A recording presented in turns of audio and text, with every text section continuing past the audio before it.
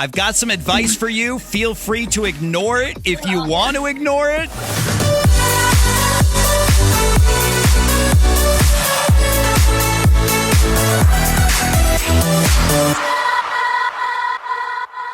Tom Grennan, technical difficulties aside, welcome to America's Dance 30 for the first time. Thank you very much, man. I've been trying to dance my way there for a very long time, and thankfully, I've found the right dance floor, man. Yes, you have. Congratulations on your new song Here, dropping last month. And thank you. Congratulations on Lionheart going #1 with Joel Corry. Thank you very much. Yeah, do you know what? I didn't even know until I got told today. You're kidding me. I was very, very thankful, and I still can't really believe it. That is so awesome. Congratulations on that. Now, we're going to talk all about Lionheart and find out how the song was born with you and Joel Corry coming up. Since this is the first time that you are on America's Dance 30, let's get to know Tom Grennan a little better with Finky's Firsts. Okay, I'm ready, man.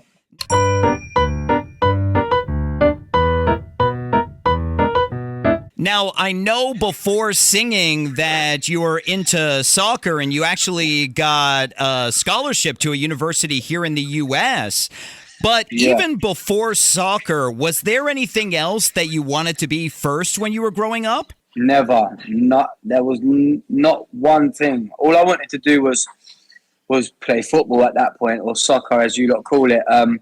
But that was the dream until I was around 17, until I could drink alcohol and flirt with girls. And then that definitely put me and my brain and my heart into different things. So, yeah, it was a dream when I was young. And then obviously when I grew up to be a teenager, other things got in the way. And thankfully, I found music. Yeah, thankfully for all of us. Now, I was listening to your chat on the Big Fish podcast, and I loved how you said that when your first song went #5, you were so disappointed because it wasn't #1.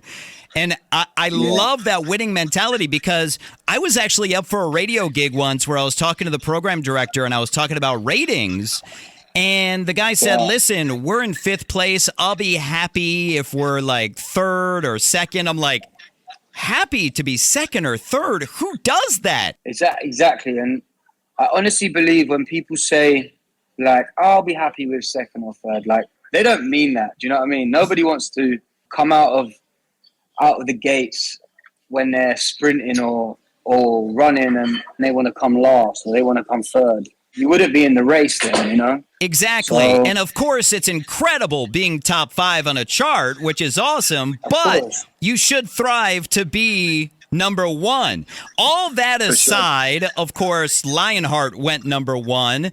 Do you remember the first song you ever wrote? Yeah, I do actually. It was a song called Charlie, and it was like a storytelling song. It was actually about my friend and his story, really.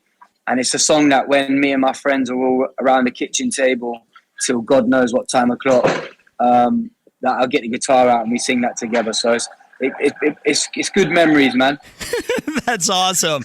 Now, of course, you've got your tour coming up. You've got your massive show at O2 in March.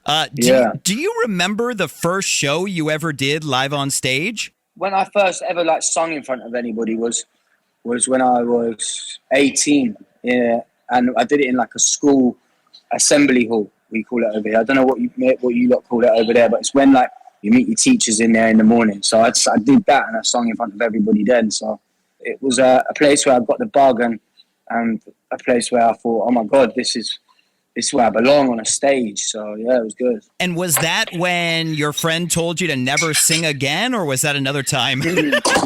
No, that was another time.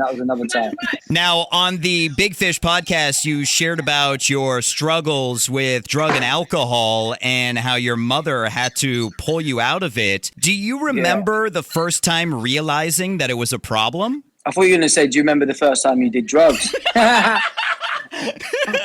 mean, we can go there if you really want. I never did think I had a problem. And like, I wasn't like an addict, but I was definitely on a slope to destruction. But I think it's when I was staying up for days on end and I'm realizing that I was up more than I was asleep, which was where it was worrying, and where I was like having a drink on my own or doing other things on my own, where I was like, yeah, this doesn't suit my personality at all. And I'm a live wire as it is. I'm bouncy, I'm bubbly, and I wasn't at that moment. And I was going through a lot of different personal stuff, and I was masking it with them kind of things, drinks and drugs. So yeah, it was a tough time, but thankfully I've got an unbelievable family and an unbelievable mum. So yeah, she knew when her son was feeling pain, and she knew when the right time was to step in. So thank you, Mom. And honestly, it's got to be tough, all of a sudden being thrust into such popularity and having to do shows and having to be creative and all that stuff. So it's understandable. Yeah. I think, like, for me, it happened at 21 where, like, I was kind of thrown in to the deep end, and I kind of I saw some success, and I saw what life could be. And I kind of abused that for a minute and took full advantage of it. But now, like, I saw that was just a load of BS, really. Do you know what I mean? It's just all a bit of a fakery, to be honest with you.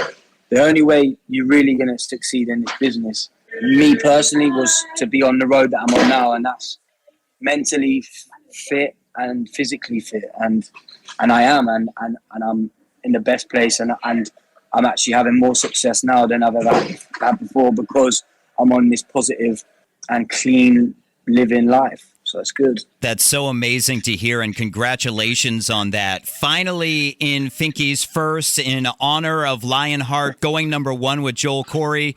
When the song was first coming out, you guys did promo by bungee jumping. Was that your first time bungee jumping?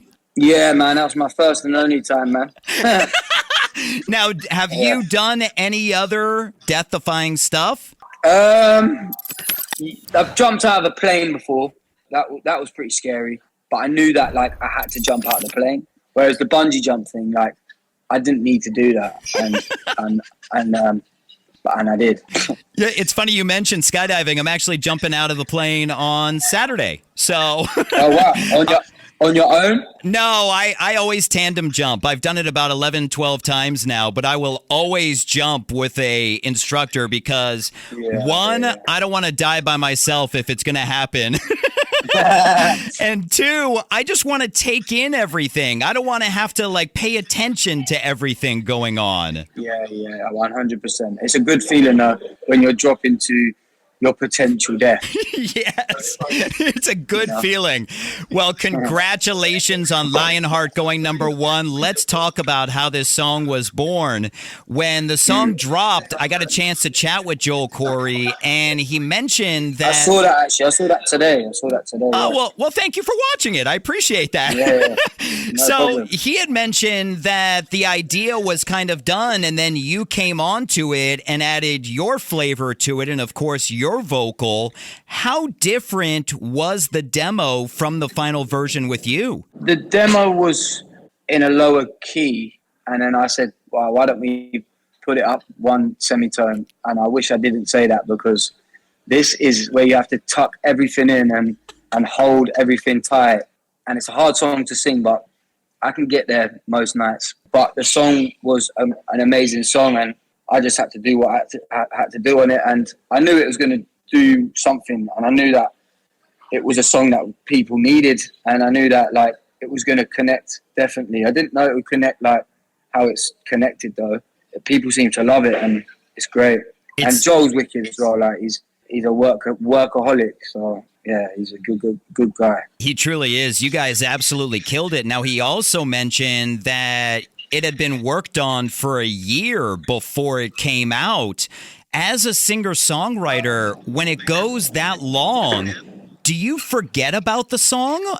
since I'm sure, start working on so many other things? No, not really. Like, I tend to listen to everything that I do in the car. So I have, like, before everything comes out, I play all my songs in the car, and as soon as it comes out, I'll never listen to it again. So you don't want me to play it right now, is what you're saying? Oh, you can play it. Get them radio hits up, man. But no, when they come out, I kind of just that's when I kind of don't forget about them, but that's when I like let the world have their say and let the world have their time with the song. So I never forgot about it. I always knew that it was a great song. It was just a matter of time for when it was going to come out and how well it would do. So yeah, I'm grateful and thankful that Joel and I decided to put it out when we did, because it's definitely connected. Yeah, I'm so glad you guys did too. Congratulations on it going number one. Something that I love that you also said on the Big Fish podcast was that you don't pay attention to metrics and socials and stuff because making music is just supposed to be fun. I've got some advice for you. Feel free to ignore it if you want to ignore it, but please stay on that track. Please keep making music for fun, because once you start paying attention to the metrics, it kills the fun. Yeah, definitely, man. It then becomes a job, and I'm very, very, very lucky to be doing this as a job. So yeah, like I've never, and I don't think I'll ever like pay attention. And also, like, I'd get bogged down in numbers, and then I'd be like, oh, why is it not doing this? Why is it not doing that? Exactly. And I don't need to do that, man. I've got enough stress as it is. And that's just me losing my hair, bro. Hey, wait a second here. I feel attacked. Tom Grennan, you've got your show at the O2 in March. You've got your tour. You've got your album dropping in June. Thank you so much for your time on America's Dance 30.